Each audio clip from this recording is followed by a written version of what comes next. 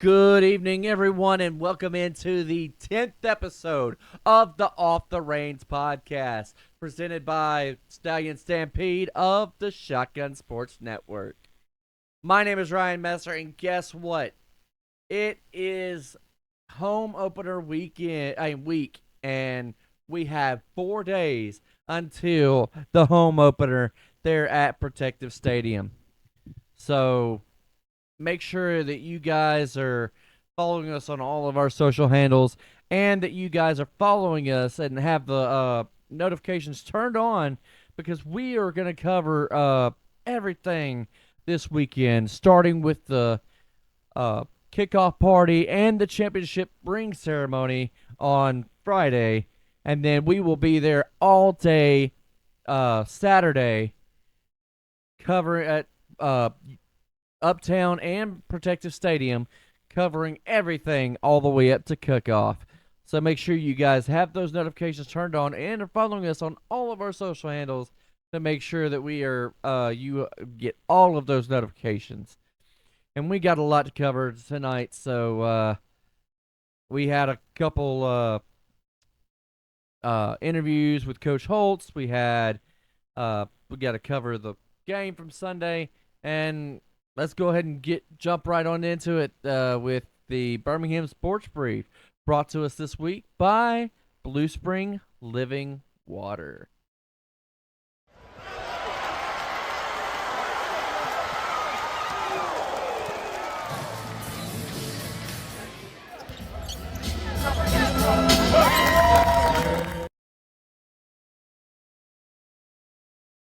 Jumping right on into it in the Southern Professional Hockey League, where the Birmingham Bulls not only finished off the regular season with a weekend sweep of the Evansville Thunderbolts with a 5-3 victory on Friday and a 3-2 shutout win on Saturday, but they also secured the regular season championship. We cannot relish on this too long because the President's Cup playoffs start tomorrow night. And once again, taking on the Evansville Thunderbolts. This time we will be at home at the Pelham Civic Complex at 7 p.m. So make sure you guys head out there and support the Birmingham Bulls in their chase for the President's Cup. Switching over to the USL, the Birmingham Legion got their first victory at their home opener this Sunday as they faced the Loudoun United FC.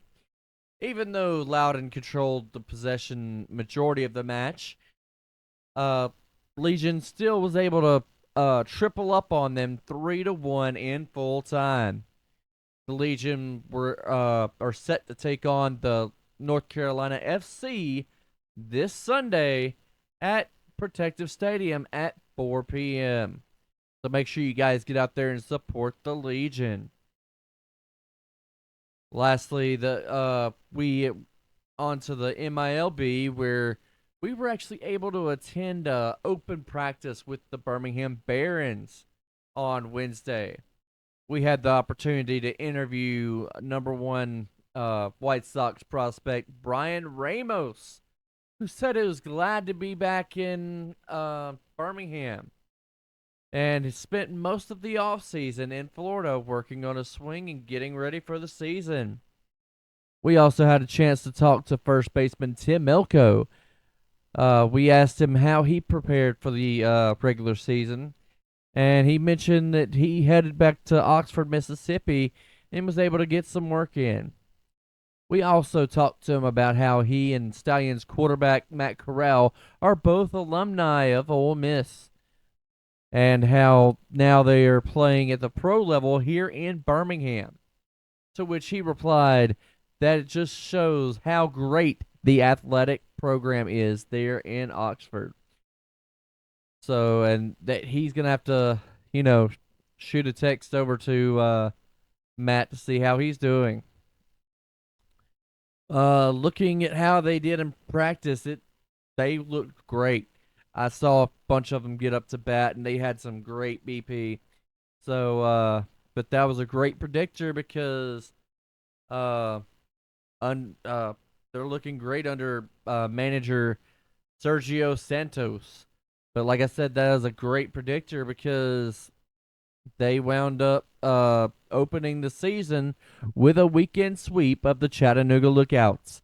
And it wasn't even close, guys, because they started out the season with a 12-0 shutout on Friday, and then a 5-2 win on Saturday, and then they closed it off this opening homestand with an 8-2 victory on Sunday. This weekend's performance launched them up to first place in the top of the standings in the Southern League North. The Barons are now have headed up to I-65 to face the Rocket City Trash Pandas at Toyota Field tonight in Madison, starting a 5-game series before coming back next week for a series with the Mississippi Braves.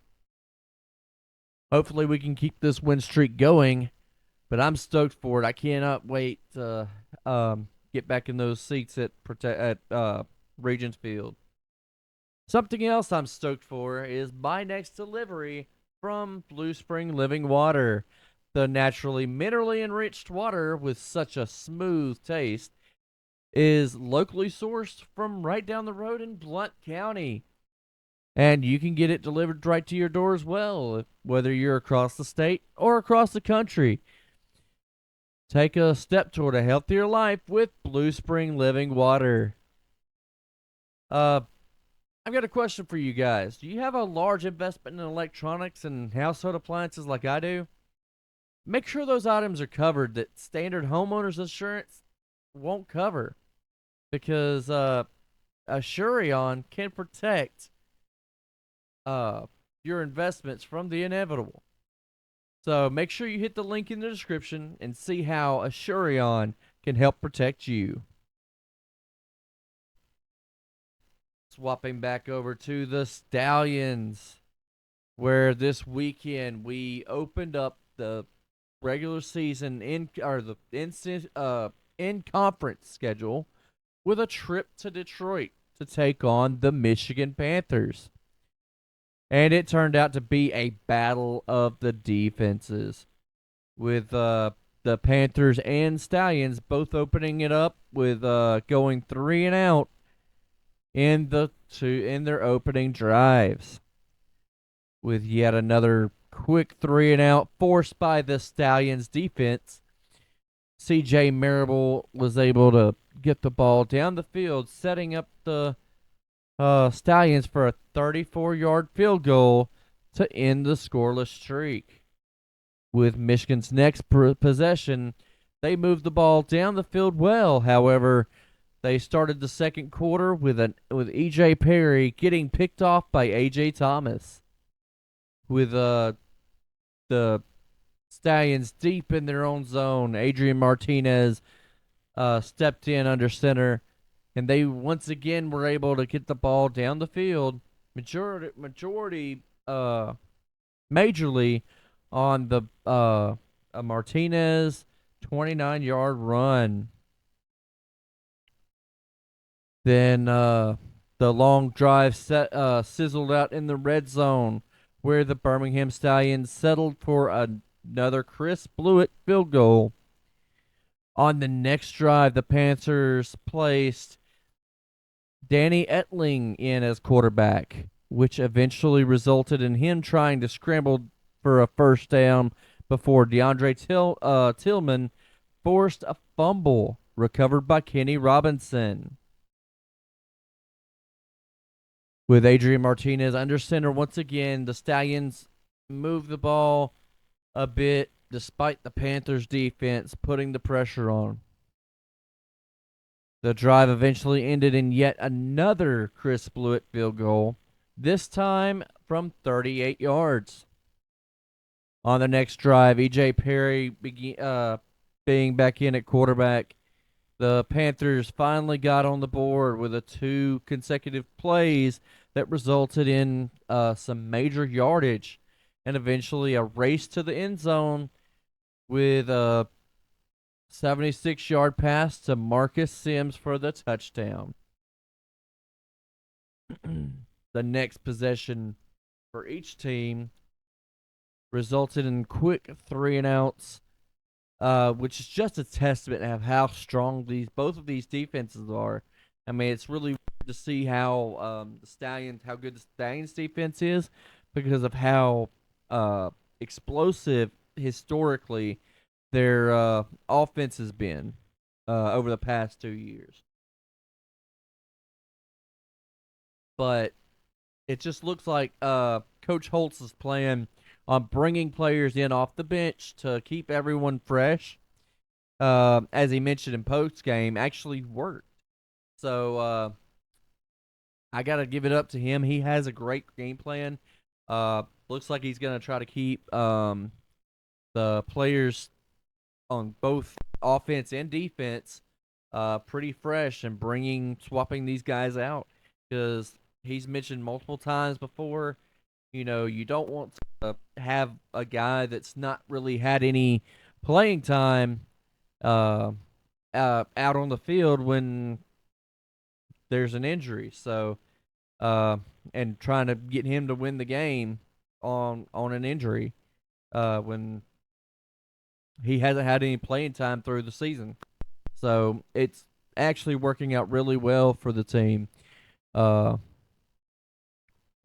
after that, the on the next series, the Stallions were able to set up with a short field due to a Taco Charlton sack, resulting in Michigan having to punt from their own goal line. Then a pass to C.J. Marable for a gain of 16, and a roughing the passer penalty set it up for the Stallions inside the red zone. Matt Corral was able to get to the 1-yard line before eventually Ricky Person putting it into the end zone for the touchdown.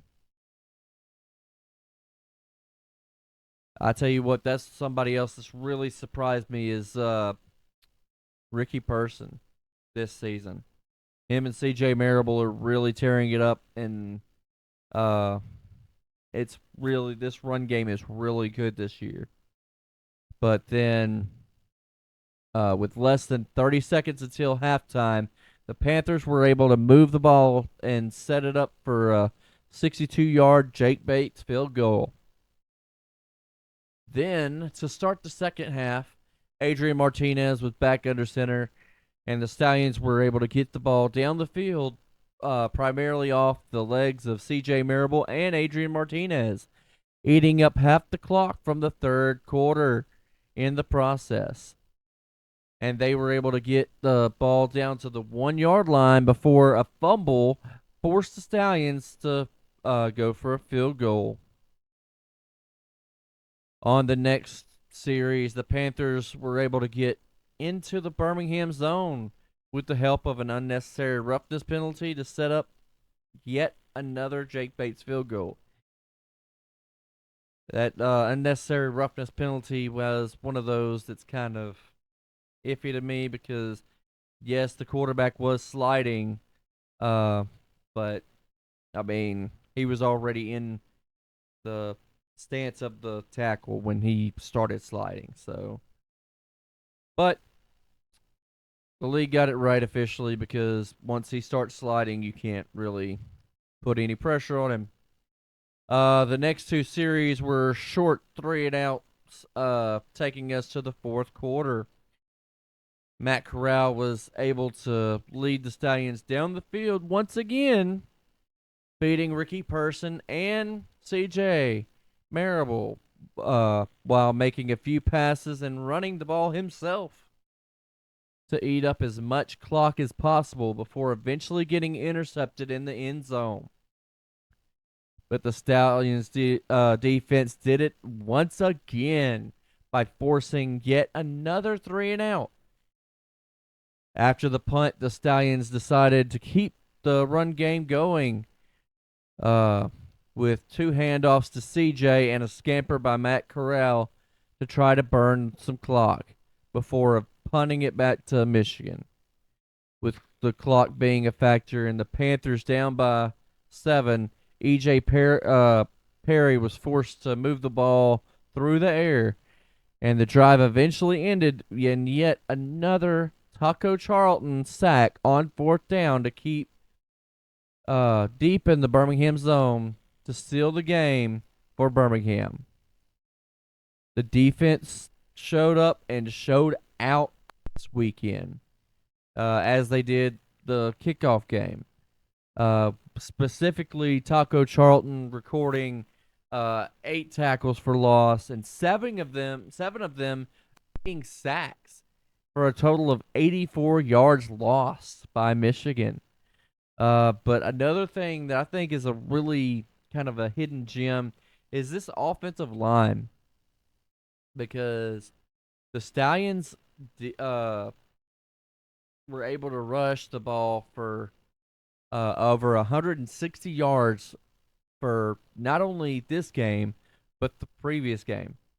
Adrian Martinez was the leading rusher this week for 65 yards, which is more than all the Panthers rushers had combined. So this win puts the Stallions in at first place in the USFL conference. And we were actually able to cover the game from the official Stallions watch party at Back 40 over in the Avondale area, Birmingham, on Sunday, sorry, where fans, they were on fire. It was like they were already up in Protective Stadium. From the giddy up chants on first down to chanting on the defense. The Horsemen were also there in support as well. They got plenty of practice for the home opener this Saturday versus Memphis. And the Stallions are one of only 2 undefeated teams in the UFL. The other is San Antonio Brahmas, who had a miraculous fourth quarter comeback win in Memphis. That one actually came down to the final drive, and I actually saw the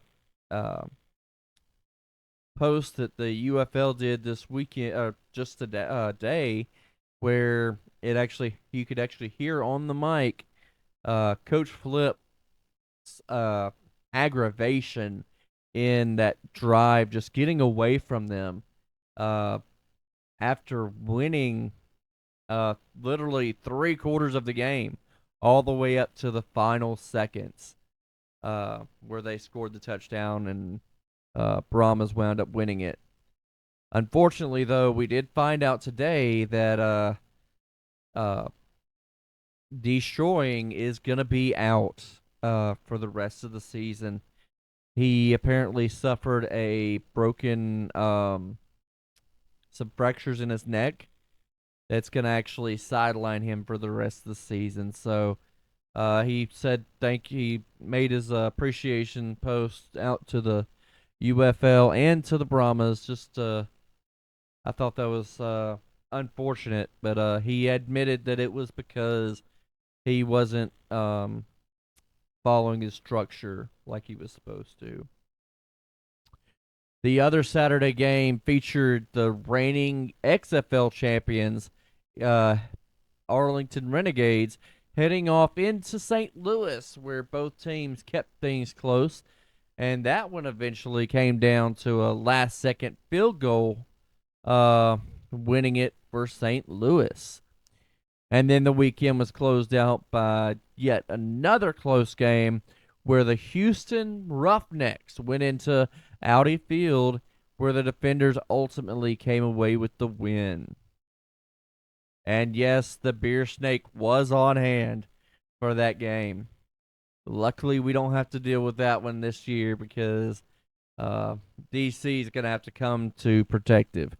So make sure we're showing out at the at Protective, and let's pack Protective, guys.